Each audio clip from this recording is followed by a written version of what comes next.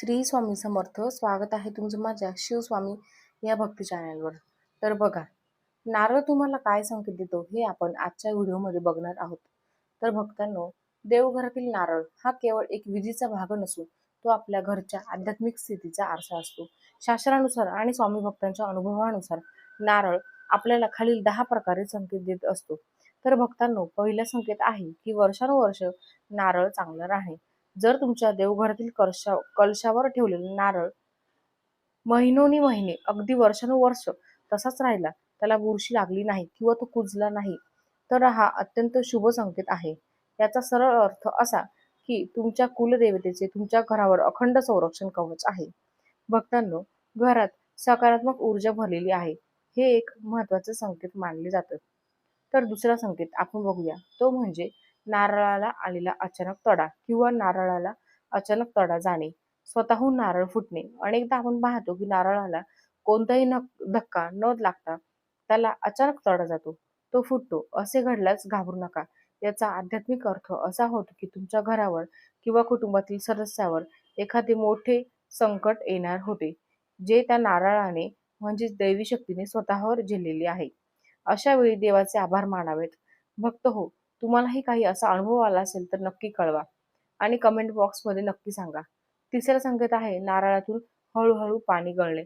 जर नारळातून पाणी झिरपत असेल किंवा खाली कळशातील पाणी कमी होत असेल, तर हे सुद्धा एक श्रद्धेनुसार सूचित करते की तुमच्याकडून एखादी जुनी परंपरा किंवा कुलधर्म किंवा कुलाचार किंवा एखादा बोललेला नवस विसरला गेला आहे. देव तुम्हाला याची आठवण करून देत आहे.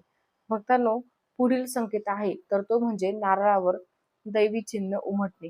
काही भाग्यवान भक्तांना अनुभव येतो की नारळाच्या शेंडीवर किंवा कवचावर नैसर्गिकरित्या त्रिशूळ, स्वस्तिक, ओम किंवा अगदी देवतेच्या डोळ्यांसारखा आकार तयार होतो.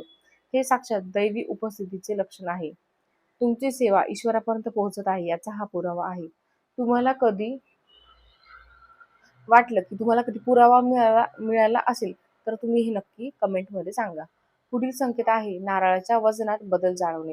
जर तुम्हाला नारळ अचानक जाणवले की पूर्वीपेक्षा जास्त जड झालेला आहे, तर ही सुद्धा सकारात्मक ऊर्जेची खूण आहे. बऱ्याच वेळेस नारळ हे हलके होते, पण नारळ सात्विक लहरी शोषून घेतोय असे मानले जाते.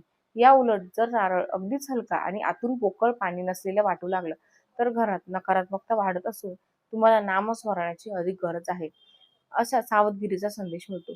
पुढील संदेश आहे नारळाचा रंग बदलणे म्हणजेच नारळ काळे पडणे. जर नारळ ठेवल्यानंतर काही दिवसातच तो वरून काळा पडू लागला किंवा त्याला विचित्र अशी बुरशी लागली, तर हे घरात नकारात्मकतेचे किंवा एक निगेटिव्ह वास्तुदोष आहे किंवा त्याचा वास्तुदोष प्रभाव असा आपल्याला दर्शवतो की हा खूप निगेटिव्ह आहे. तर पुढील संकेत आहे तर तो म्हणजे नारळ बदलायचा विचार करताना मनात हुरहुर लागणे. हा एक अतिशय सूक्ष्म आणि भावनिक संदेश आहे. अनेकदा काय होतं की नारळ जुना झालेला असतो आणि जुना झाला म्हणून आपण तो बदलायला जातो. पुढे हात केल्यावर मन तयार होत नाही, डोळ्यात पाणी येते किंवा एक वेगळीच हुरहुर लागते.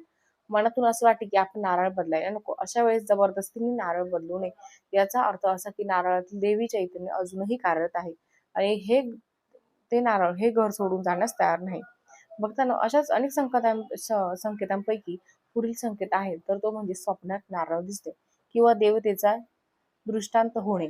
जागेपणी नारळ देवघरात ऊर्जा धारण करतो, पण काही वेळा देव स्वप्नातून संवाद साधतो. जर तुम्हाला स्वप्नात देवघर कलश किंवा फुटलेला नारळ दिसला, तर त्याचाच संबंध थेट देवघरातील नारळाशी असतो. हे तुमच्या भक्तीचे फळ किंवा येणाऱ्या काळातील बदलाची पूर्वकल्पना असू शकते. भक्तांनो, तुम्हालाही अशी कल्पना आलेली आहे का? त्यापैकी आता पुढील एक संकेत म्हणजे नारळ हलवल्यावर आतून पाणी वाजणे. कळशावर ठेवलेला नारळ काही दिवसांनी शांत होतो, पण जर तो हलवला आणि आतून पाणी हलल्याचा अस्पष्ट आवाज आला, तर त्याचे चैतन्य टिकून असल्याचे लक्षण आहे. ते पाणी म्हणजे घरातील जिवंतपणा आणि प्रवाही सकारात्मक ऊर्जेचे प्रतीक असे मानले जाते.